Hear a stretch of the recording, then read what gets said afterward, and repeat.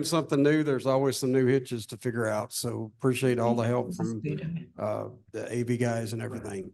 But the first one we're going to initiate and start talking about pet food. And a lot of people have forgotten about rendering, and we're really making an effort to bring our voice back to the forefront and show the importance, especially in the sustainability story.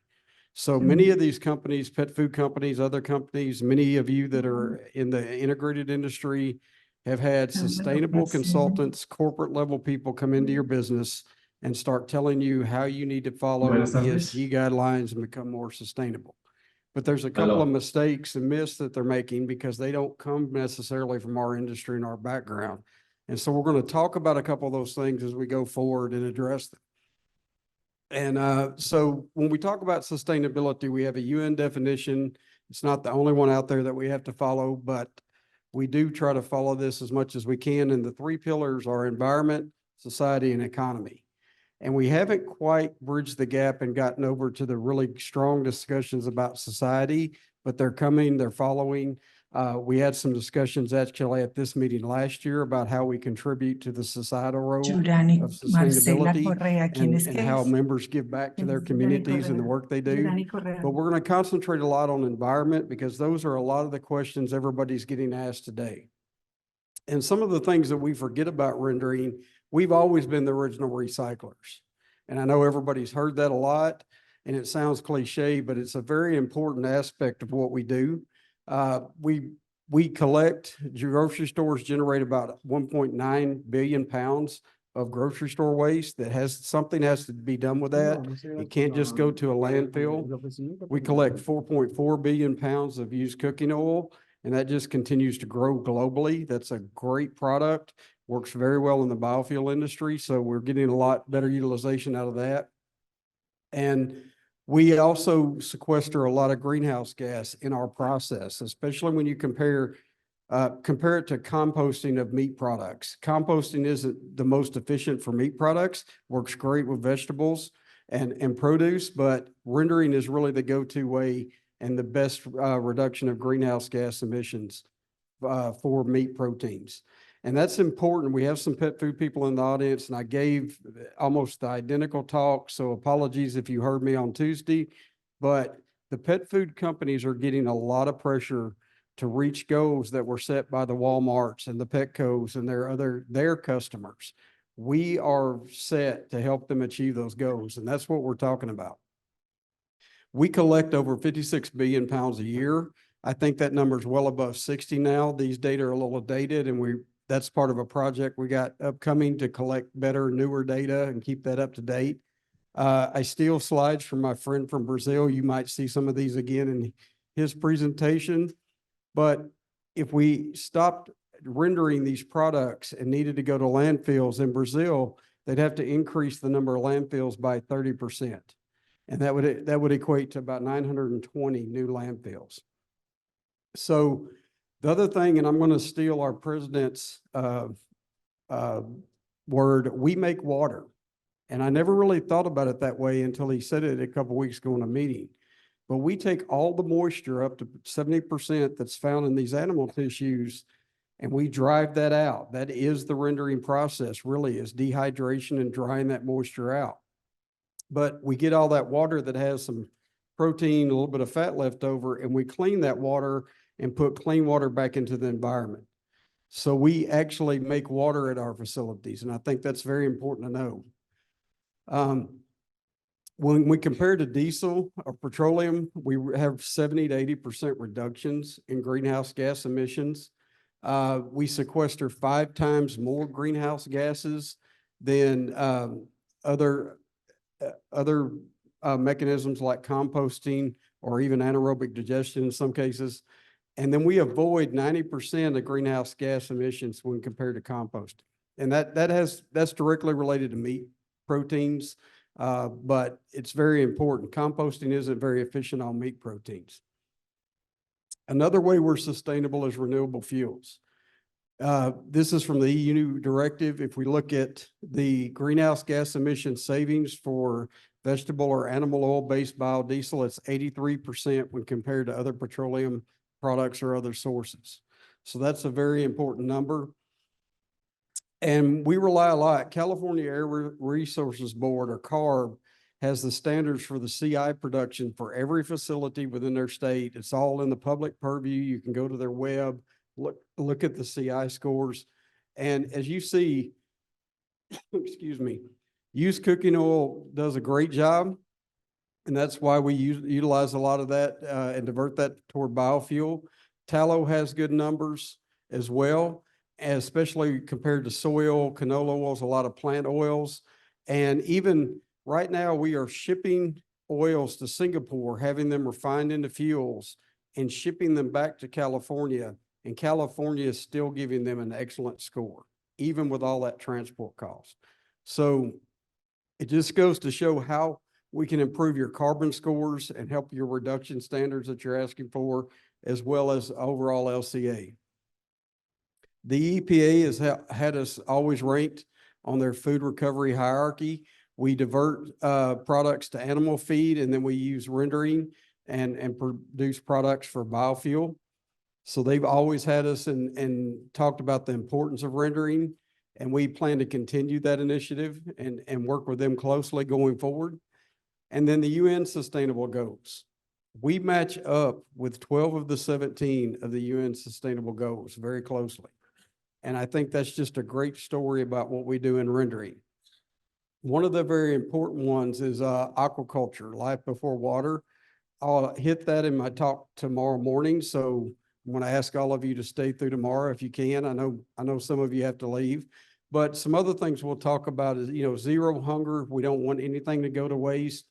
And we have a lot of biocircularity in our products, where we go back and we take our products, we recover them, repurpose them, we feed animals that are producing necessary proteins for human consumption. So in order to do this, we have to combat some myths that are out there, and there's some very important ones. Most everyone has seen this report. This is several years old from FAO about livestock's long shadow, and it was a very hard knock against the entire animal agriculture industry. And it's fitting that they have a bovine up on the picture, or the shadow of one, talking about how horrendous animal agriculture is. And that's what this report said. This report's been redacted. The model they utilized was wrong, and they somewhat publicly admitted it. It was kind of, hidden on page 20 of the report of the newspaper when it comes out. They don't ever like to come out and openly talk about their mistakes, but they have redacted this. And some of these myths about beef, I'm hearing from my colleagues that work for pet food companies. They get a corporate sustainable consultant that comes from a business side of things, doesn't have an agriculture background, and they hear all of this talk, or they see this report, which is still all over the internet, and they talk about, well, beef is bad and so tallow's bad. So you have to take tallow out of your pet food diets. We have to separate these two stories and do a better job of educating. Deforestation to make poor rangeland to raise new cows is probably not climate friendly. I think we all can agree on that. Repurposing and reusing tallow and preventing it from going to waste to feed and produce protein for human consumption is extremely eco-friendly. And we have to help our friends that don't maybe understand our industry as well, really split those two ideas up, because beef is not beef when we're talking about tallow versus deforestation. And I think that's a very important point and a myth we have to drive home. Another thing we're all seeing in the news is repercussions from these myths. The Green Deal in Europe, we have repercussions. This started in the Netherlands. That's where these pictures are from. Farmers protesting. Then Germany followed. Now they're dumping manure on the street in front of Parliament in France, in Paris. And then we get martial law or martial enforcement coming out. And this is an interesting picture. We've got someone shooting silage at a military force. So these things escalate, and a lot of it's based originally on myths that are incorrect information, like the long shadow report and things like that. So it's our job to help educate, divide the scenario. Deforestation is bad. Utilizing tallow is very good and helpful. And it will also help you achieve your claims on carbon reductions over the next few years that your companies have made. So these are tools that we have that we can sell to our customers and help them achieve the goals that they're being asked to hit by the Walmarts, Unilevers, and others in the world. We have some good news though. Some of these myths, we have help fighting them. For the first time ever, last year, FAO had a conference on sustainable livestock transformation. Now, livestock has been a pillar of FAO since its initiation, but this is the very first conference they've had on the livestock side about the sustainability of livestock, how we can raise animals sustainably, how we reutilize the co-products to help reduce emissions globally. My colleague Lucas was able to attend that. And so the World Runners Organization has a seat at the table. We're having discussions at FAO, and we're helping them with their new model. And I think the goal is to prevent another report like Livestock's Long Shadow and get correct information in there. How many of you have heard of One Health Initiative already? Raise your hand. Several? You're going to be hearing a lot more about it. It's going to be talked about by all aspects, medical doctors, veterinary doctors. Everyone is focusing on One Health, and it's a very important aspect.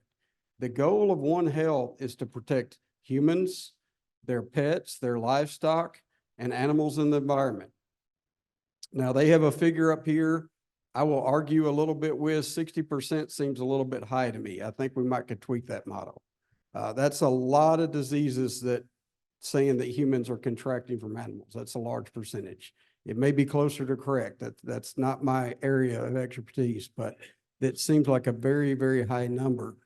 But the point is the better we do in controlling animal disease, protecting through vaccination, in some cases when necessary, antimicrobial use, other things, we increase the health of the entire ecosystem, our wildlife, our environment, our livestock and pets, and for humans as well. So rendering plays an important role of this that we forget to talk to people about. If we go and dispose of all these materials in landfill, the disease transmission vector that presents is tremendous. And we have to make sure that's not allowed because insects, birds, other things, pests can carry those diseases around. And then that number might even increase if that occurs. So we play an important part of this, especially with environmental health. We put out clean water. And whether you like One Health or not, we had a great scenario of this happen last year. I'm forgetting the number. I think it was over 40 sea lions in Argentina died last year after they contracted avian influenza from migratory birds. So avian to mammalian zoonotic transmission lost the life of some wildlife. So it is real, it can happen, and it's important to keep a handle on. And we love pets, we always have. And I own 7 dogs myself. Things are a little crazy at my house right now. If anybody needs a good Catahoula, come see me after the meeting and we can talk. But what do you do without pets? What do we do all the time? So one of the things that comes up, and it is somewhat valid in the EU because they categorize their fats, but it's food versus fuel. So we talk about utilization of fats for fuel, and we're taking it away from our pets' mouths.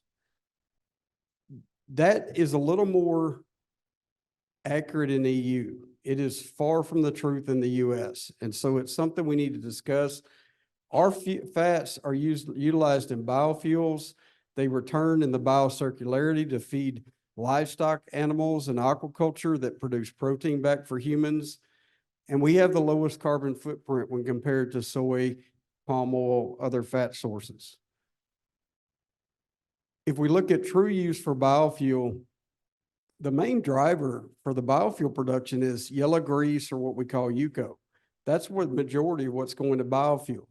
If we look at poultry fat, it's a pretty small percentage. Tallow's a little bit higher, a little bit more from porcine origin, but it's really that used cooking oil. So we're utilizing it to cook food for humans, and then we're repurposing that to go into sustainable biofuels.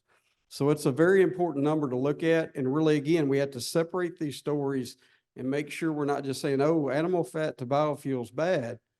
UCO is a great resource for biofuels. So if we look at consumption of bio-based diesels, this is from the National Agricultural Statistics Service. We see only about 8% of poultry's going in.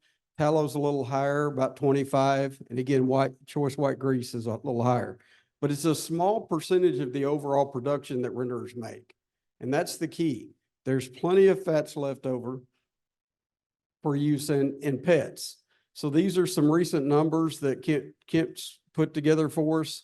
This is on the meal side, but looking at percentage of meals that are going into pet food use and animal proteins. So mammalian, we're about 25%. Poultry's a little bit higher. It's kind of a go-to for a lot of pet food formulas. It works well with those, but only 33% of the total protein is being utilized in pet foods. But look at fat numbers at only 5%. There's not a shortage of fat for pet foods at all. And I don't even like calling them fat anymore because we utilize them to increase palatability on the outside of the kibble. We're really talking about palatants at that point, which are very expensive products. So there is plenty of fat to go around, and it's not really an issue here, at least domestically in the U.S. Like I said, with the categories, EU limits the amount that can go, but it's an important piece of what we do here, working with our pet food customers. We are very, very involved in circular bioeconomy. Several of the options we utilize for our meals and fats fit well into that. So going back to feed livestock to produce eggs or milk or protein for human consumption, or aquaculture feeding, which we'll talk about in the morning, to produce a very efficient producing protein source in shrimp or fish that go back to feed humans.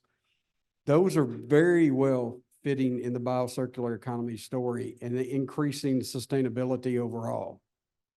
Biodiesel doesn't fit in completely to the biocircular economy, but it is an important reuse, especially of a used cooking oil that's already been utilized once. We get a great second use out of that product. So it's a good story. And pet food doesn't quite fit in either because they are companion animals and not supplying back to the humans as far as nutrition, but they do supply a lot of things to humans as far as emotional support in other areas. So, and we all have to be sustainable. We have to have responsible sourcing, and we can help our customers achieve their goals through these stories. And how are we going to do that? I think the first step is we have to stop whining and complaining. We have to come up with solutions. It's one thing I've said in a lot of pet food meetings and Pet Food Alliance meetings, and it's real easy to point fingers at each other. But the great thing about the Pet Food Alliance is everybody's coming at the table together, and we're working on solutions to solve these problems. And so we can stop whining. So if you don't know or aren't aware or not yet a member of Pet Food Alliance, I'd highly encourage you to reach out. It's managed through Dr. Jennifer Martin at Colorado State University, and we are sitting together at a table and solving problems that affect both pet food and rendering in the industry, and processors, by the way. We have a lot of processors involved in that meeting, both poultry and red meat. So this is one way we're trying to come up with scientific studies. FPRF is our sister organization where we do research on quality, sustainability, trying to improve and increase markets. But through these initiatives, we're trying to utilize science to move the story forward, to work collaboratively, I can't talk, together with our partners and all of that. So we look at different and new concepts. This is some work that we did in our lab when I was at Auburn. It's very simple to meet scientists. We've been using hydrocolloids in bologna and lunch meats for decades. It's a very simple process, but we get into ingredients like liver, and you can see here, when you grind liver, you end up with soup. The functionality of that's very difficult in a pet food manufacturing scenario or any kind of feed. It's not always easy to handle or even inject into it's not a pure liquid soup. There are particles in there, so trying to inject it into an extruder can be problematic. So what we did is we combined products that don't typically go into pet treat or pet food rations. We just mixed them with a hydrocolloid, and through dehydration, just made some imitation pet treats. This was just early product development research. The goal was to teach students about food science and the things involved. But the same thing here, you see beef heart, beef liver, products we don't traditionally use for meals, but we can make a similar nice looking jerky treat product or other products. They can go into more of a loaf type fresh pet, or not fresh pet, but pet loaf type pet foods that we see a lot of in the EU. So trying to work and collaborate with our customers on innovations with our sustainable products help add to their scores when they're trying to achieve those reductions. Frozen block, a lot of our members and others have really gotten more into frozen block production or slurry type production. Those are great utilizations of proteins that are coming from renderers and going to pet food companies. And it's another way to reduce the energy inputs in some cases and even have even a better sustainability or LCA analysis score. Another area that's growing very quickly that we are a big part in, traditionally rendering has been more on the food loss prevention side of things, but we have many members that are involved in the collection, which would fall under the food waste prevention side. So this is just a picture of an in-home item called meal that dehydrates your food leftovers and grinds them and can go into livestock food. The state regulators and FDA approved this for use in poultry diets just last August. So there's a lot of innovation and growth in this market. We're disposing of about 35% of our food at a grocery store or in our homes. So renderers are primed and in the right position to help reduce these numbers. And then I'm going to go over a little bit of new data. And we talk about, this is brand new data from a partner of ours that we've been working with called Decision Innovation Solutions. And they do a lot of LCA modeling and carbon intensity scoring. And so if we look at where our products rendering rank with other potential pet food products, they're very, very low on greenhouse gas emissions. If we look at fresh lamb, fresh beef, cheese, even fish, we do a lot better job. And so this really helps our customers in their efforts to achieve these goals. I know these graphs are a little bit hard to read, but the basic premise of these is rendered products are down here. Sorry. They are all down here with very low greenhouse gas emission intensity, while plant proteins and grains and fresh meat used in pet food tend to be very high. So we are helping people reduce that. This is a similar graph. The previous one was cats. This is for dogs only. Again, rendered proteins are all down here, really reducing the greenhouse gas emissions that occur. And these are combined looking at land use. I'm not saying soy is a bad protein. It's a great protein. Soybean meal, grains, other plant sources get knocked really hard because the land use component of a lot of LCA calculations. They're good proteins to use, but you can see the difference if you look at animal proteins versus grains and plant proteins, how much that land use part affects that calculation when you're doing an LCA analysis. But if we compare plant-based meals by to supply essential amino acids versus plant proteins, we rank really well. Animal proteins do on supplying all the amino acids when we compare the two.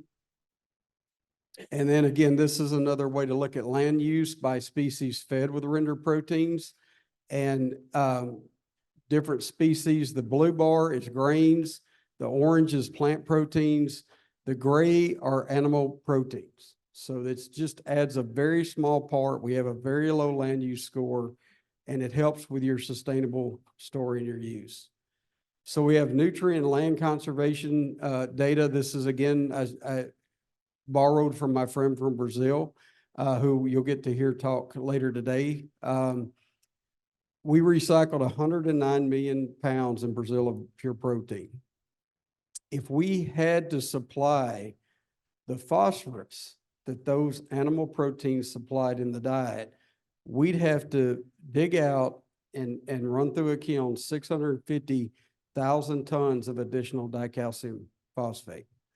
So it makes a huge difference in fertilizer use, It also makes a huge difference in land use. If you swap 1 for 1 on a nutritional value, we need 2.1 million additional hectares of arable land and additional fertilizer to grow those crops.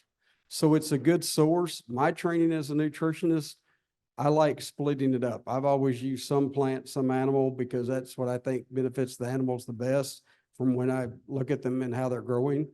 But animal proteins have a place. We have a great carbon footprint. Again, the difference here, a lot of that is land use, but we do well in both fats and meals. And we have to continue our story. We were the first ones to publish data on this in 2010. I think the publication came out in 2012 with the Gooding study. We were at the forefront. Unfortunately, we have lagged a little since then. And the models have changed, and we're getting different questions than we used to about complete life cycle assessments. So we're actually initiating a project. We're partnered with GFLI, who is associated with LEAP through FAO. GFLI is a database for feed ingredients that does your LCA analysis and gives a score. And so nutritionists, when formulating, and this is occurring already in some instances, they can look at the score and the sustainability of substituting different ingredients into their formulation, because we can put this score right into our formulation program and it'll calculate it out and give us a number. And that's what the DIS data is showing too. So we're actually initiating a large project. Our companions in Europe put all their values in for their animal proteins last year. We're looking at setting out a proposal and trying to get that done by the end of this year here as well. So we're going to continue to do work in that area and go forward and produce new and better data. The DIS data is part of that. The GFLI numbers that we're going to record and collect and put into that database are part of that as well. And so we can provide customers with those numbers to help them achieve their sustainability goals that they're trying to achieve. And I throw this in almost every slide, and I'm going to call some people out. Who's here from Darling? Anyone? I'd like to give them a round of applause.